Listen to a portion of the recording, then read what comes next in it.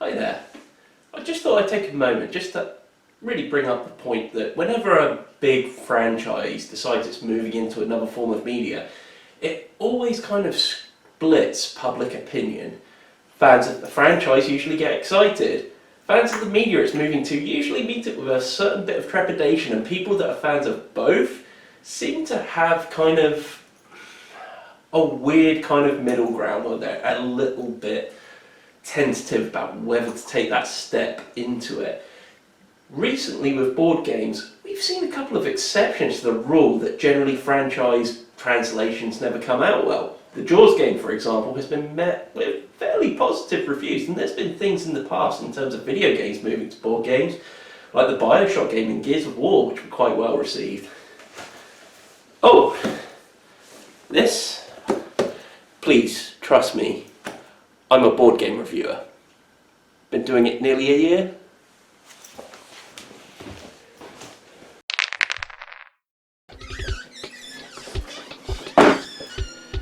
In 1988, Die Hrd is released into the cinemas, directed by John McTiernan, posing the question that's been plaguing humanity for years: is Die Hrd a Christmas movie?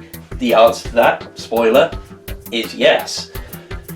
Since then, up until 2013, various other Die Hrd films have been released by differing directors, with the exception of Die Hrd with a Vengeance, which was revisited by McTiernan. But since then, no more films. But in 2019, we get this board game. And we have some questions. Some fill in the blanks, actually. Actually, that's a lie. We've just got one question, really, which is this any good? Is it a good day to Die Hrd, or should the Die Hrd board game not be joining your collection for the rest of its life?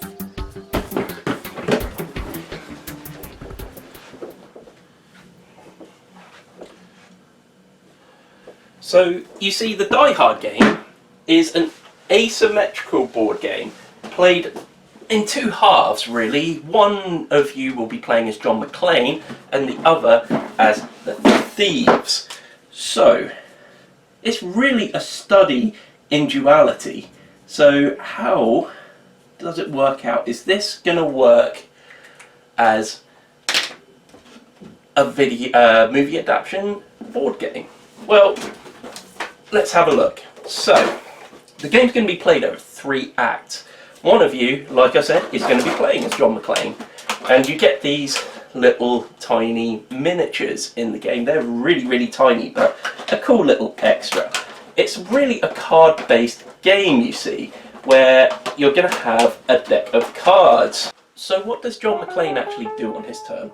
Well, on his turn, he's going to have a hand of 5 cards. On his turn, he's going to pick one of those cards, play it, and then do all the actions on it. His actions are going to be such things as move up to the number of spaces shown, shoot if he's not adjacent to an enemy, he gets to make a dice roll. If he beats that dice roll, then he successfully shoots and kills a thief. You can punch if you are adjacent to someone. You can punch them, again with the use of a dice roll. You can sneak if you kind of feel like they're about to assault you. You can play the sneak card, which not only allows you to move through the thief characters, it also means you're immune to any shooting or punch actions on their turn. In later rounds, you're also going to have support, which is basically going to allow you to add a cube to a track. On that track, if you get high enough up it, you can start modifying your rolls and making it easier to actually do them. You also have a recover action. The recover action allows you to take discarded cards, put them into your hand, and you can then use them again later. That becomes important, and I'll explain why in a second. And finally, your 7th action is shove. If someone's on a space that you need to get to, shove them out the way, or maybe out a window? Anyway, let's talk about that recover action and why it's important. See, on your turn, you are going to play a single card and do all the actions on it. That's then going to go to your played cards section. From there, you're going to keep doing that another 2 times until you're down to 2 cards left in your hand. Those 2 cards have to be discarded and put away into your discard pile, and then you get to draw a new hand of 5 cards. And you see, that doesn't sound like the recover action is all that important, just giving you more cards in your hand. Where it is important is that your played cards are going to be carried with you over the game and will become more powerful over the course of the game. So you're going to have a deck at the beginning of the game of Act 1 cards. Those are going to, like I said, be played over the course of the game. Any ones that you do play, though, get carried into the second act and get mixed in with your second act cards and tend to have more powerful abilities on. Any cards you play in the second act, again, go with you into the third act. So in other words, if you have a hand of 5 cards and 4 of them are great, it means one of them is probably going to get discarded at the end of the round. So you have to try and find a way to get that card from your discard pile back into your hand to be able to play it again. And so the game goes on. Another thing I want to talk about is the board. Look how cool it is. You see, once you're done with Act 1 and John McClane's reached his goal, you simply just fold it outwards and there's Act 2.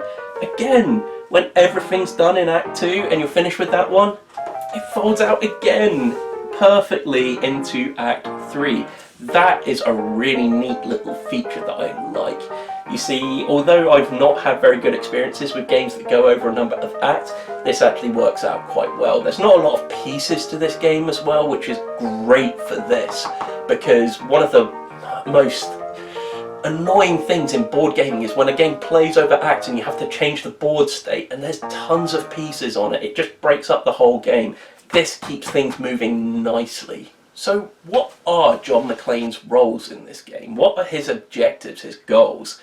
Well, they are a bit contrived.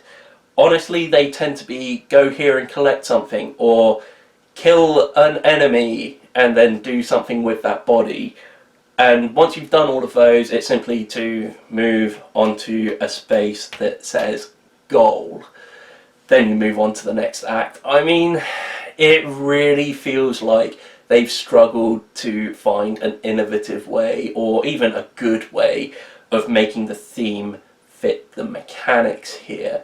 It kind of feels clumsy, like a SWAT team member walking into a thorn bush. Quite honestly, this is where I kind of feel like this game might have been better off as a hidden movement game. Then the whole collecting things would make a bit more sense. However, it makes things a little bit harder for the thieves and trying to change what they do, which is a very neat thing. And welcome to the fun side of the board, the thieves side of the board. This is where this game really comes to life. You see, the thieves game is actually kind of about a mind meld kind of situation, not dissimilar to things like the Mind.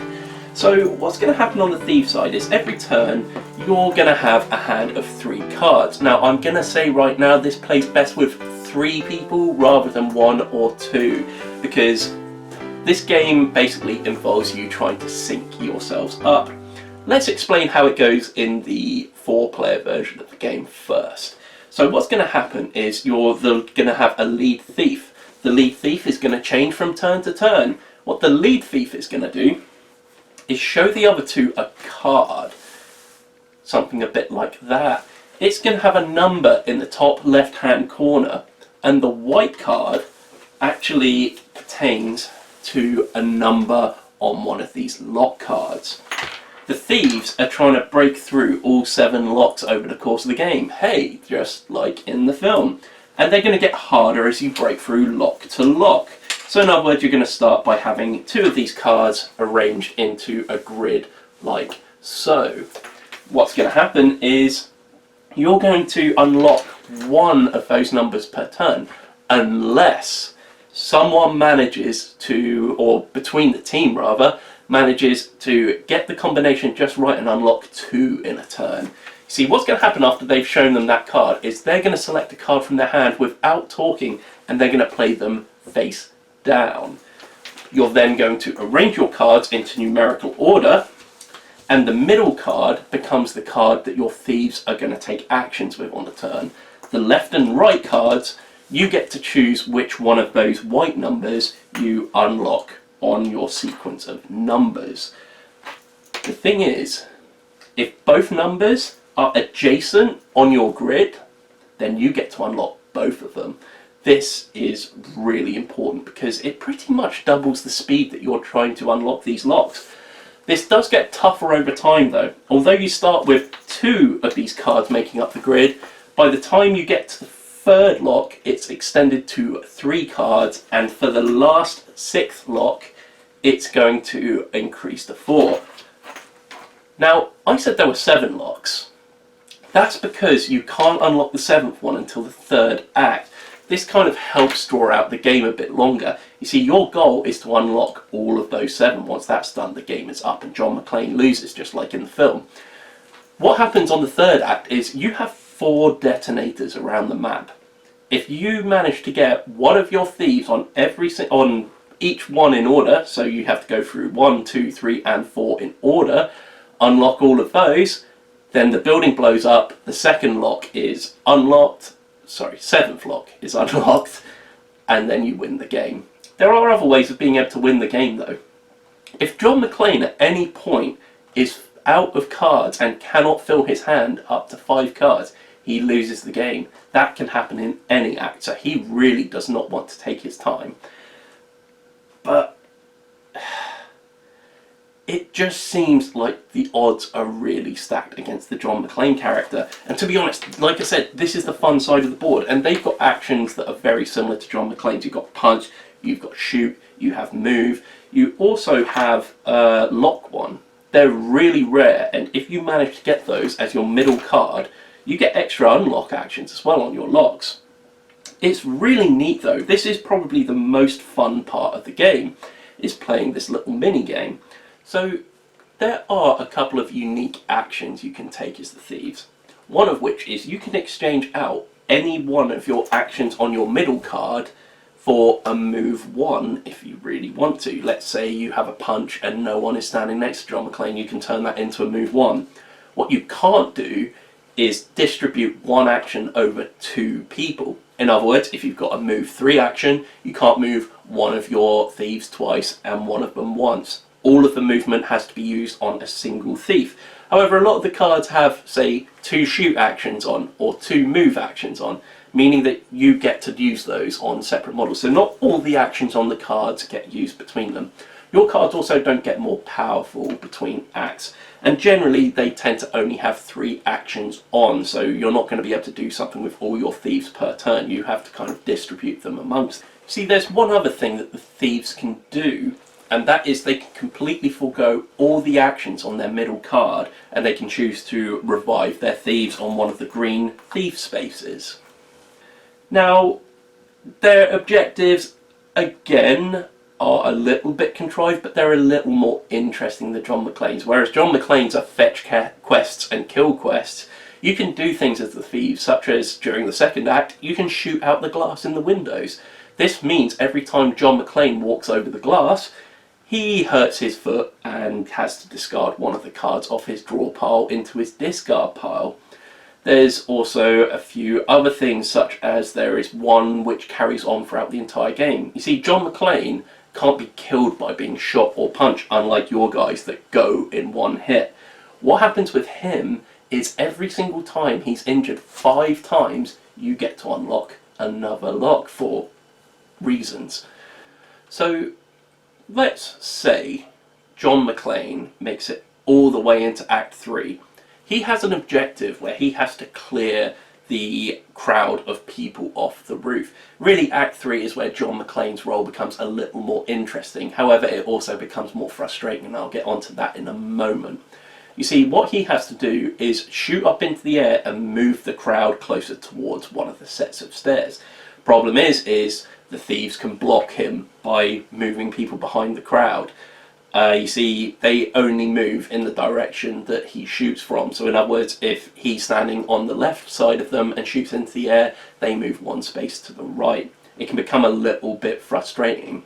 What happens then is he has to move to a certain spot and swings down via a fire hose into a space where he confronts Hans Gruber. Now, Hans Gruber, unfortunately, you cannot control as the thieves. You sort of can, but you can't. He can take shoot and punch actions, however he cannot move. See, every single time John hits Hans Gruber, he moves him in the direction that he shot or punched from.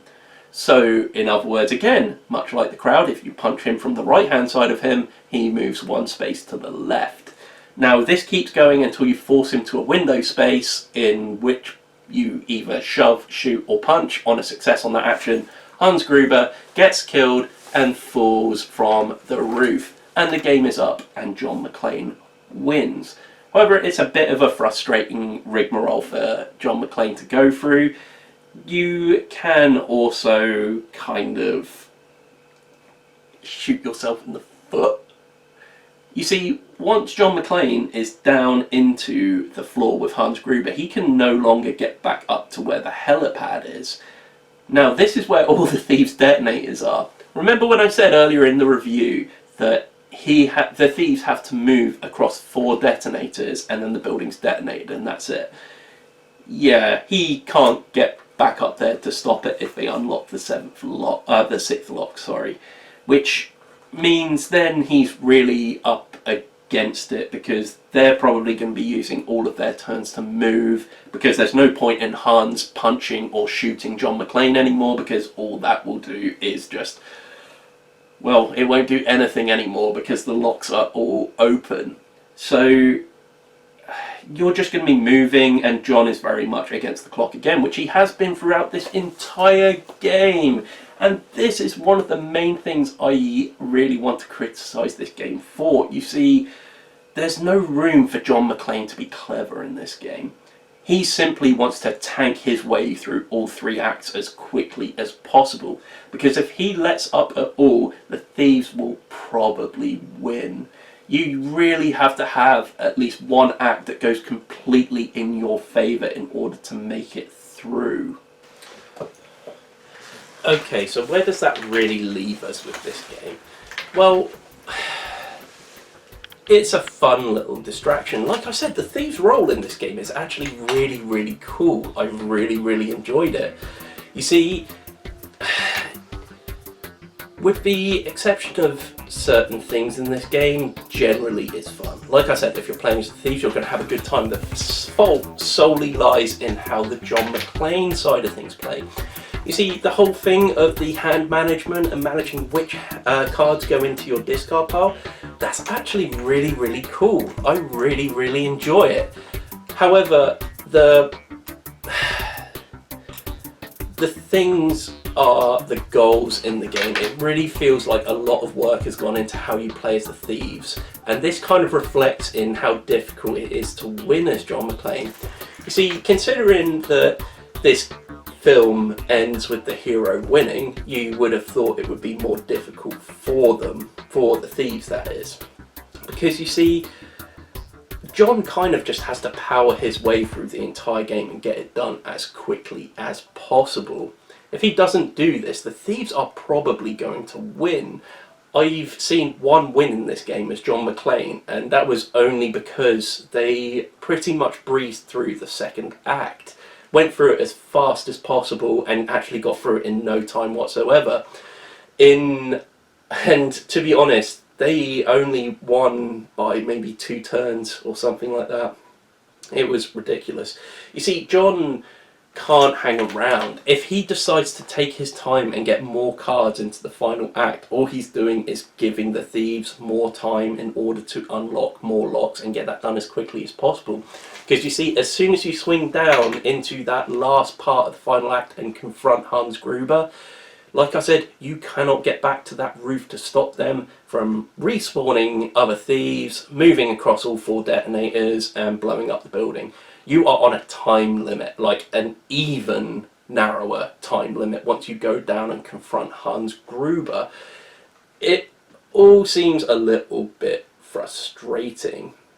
Plus then there's the other problem, again with John McClane. You see, you're going to play one card that card has the limited number of actions that you can take on your turn. Usually it's either 2 or 3 things you can do on your turn. You're probably going to decide what you're going to do fairly quickly.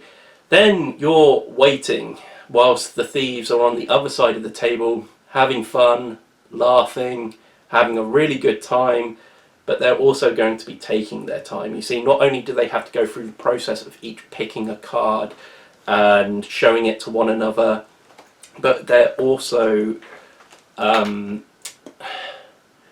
they're just also talking about what they actually do with the actions once they're revealed and what they're going to do with those. And then it gets to John McClane's turn. After waiting for ages, he plays his card, takes his actions really quickly, and then it's back to the thieves again. It's not the best system in the world. Whoever's going to be playing as John McClane is probably not going to be enjoying themselves very much. I mean, apart from that, I mean, it's a perfectly serviceable game. I would certainly say if you have the chance to play it, I think it's worth it. Like I said, just try and make sure you're on that thieves side. One other thing I forgot to mention earlier on is why this game doesn't work quite as well with either 3 or 2 players, especially with 2 players.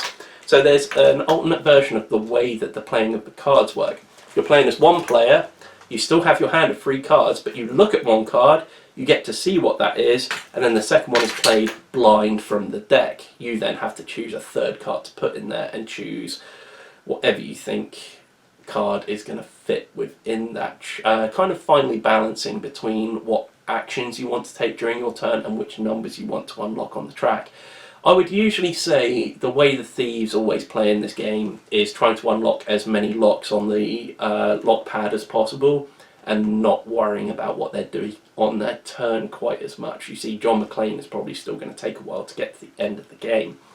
In a 3-player game with 2 thieves, again, one player is the lead thief, shows the other player the card, and then draws 1 blind from the deck and puts it with it. So that's a little bit more random. I would say if you're going to play this game, try and make sure you play it with 4 people. Like I said, it's still kind of worth a go, but whether you should go out your way to keep this in your collection, I don't think it's going to hold up very long. Certainly, once everyone's played as John McClane, they're probably never going to go back to wanting to play him again. So, there we go. That's our take on this. Die Hard. Scheiß dem Fenster! If you've enjoyed this review, then perhaps you'd like to check out one of our other videos which will be on screen in a moment. Don't forget to like, share and subscribe. And hey, if you want to follow us on the social medias, you can do on Twitter at EverybodyDice and on Instagram at EverybodyDiceShow. We also have a Patreon, which you can find at patreon.com/EverybodyDice. And you can contribute and select a game that you want us to review next month, like this one. So thank you very much to our patrons for that. Finally, you can find all of our stuff in one place at everybodydice.com. Thank you very much for joining us. Bye!